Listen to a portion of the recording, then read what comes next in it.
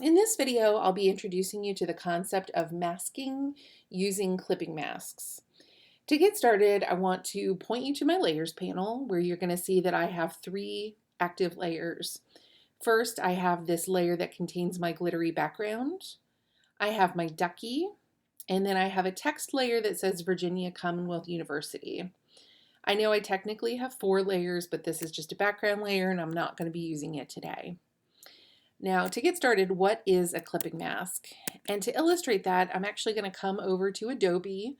You're going to see a link here that I am applying to Canvas for you, so you can come back and look at this later if you want to. But I find clipping masks a little bit difficult to explain, so I'm just going to read through the description. A clipping mask is a group of layers to which a mask is applied. The bottommost layer or base layer defines the visible boundaries of the entire group. And so basically what we're going to do is I'm going to combine these two layers in such a way that this layer is only applied to the shape or what physically exists on the layer beneath it, okay? Again, some things are easy to understand when you read them. Some things are easier to understand when you see them. So I'm going to simply do it. So again, glittery layers on top. It's going to interact with the layer that's right beneath it. And so again, making sure that this layer is active, I'm going to come up to Layer, and I'm going to select this option for Create Clipping Mask. Okay, and you're going to see what that does. Okay, it is now using this information and it's being applied to the layer directly beneath it. And you can see this little arrow pops off of the side, and this image is now indented a little bit, indicating that this is connected to the layer beneath it. Now, this is a really handy tool, particularly if you have already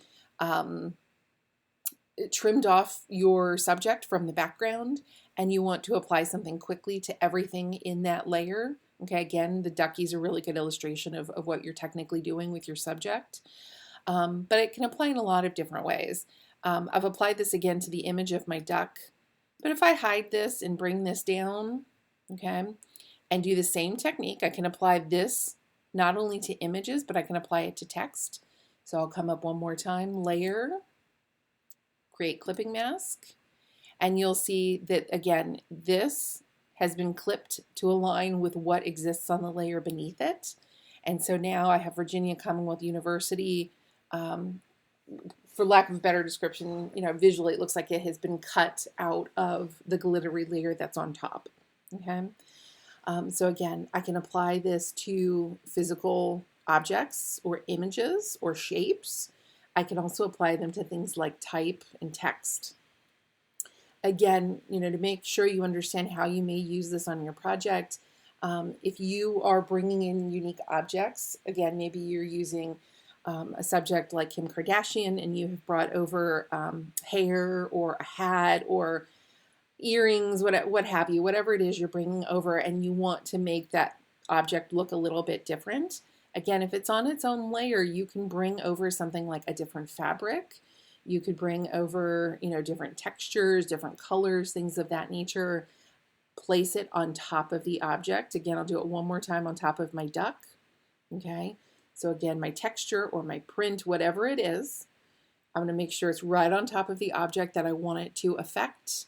And I'll come up to Layer, Create Clipping Mask, okay, and that will be trimmed precisely to match whatever it is that exists on the layer beneath it, okay?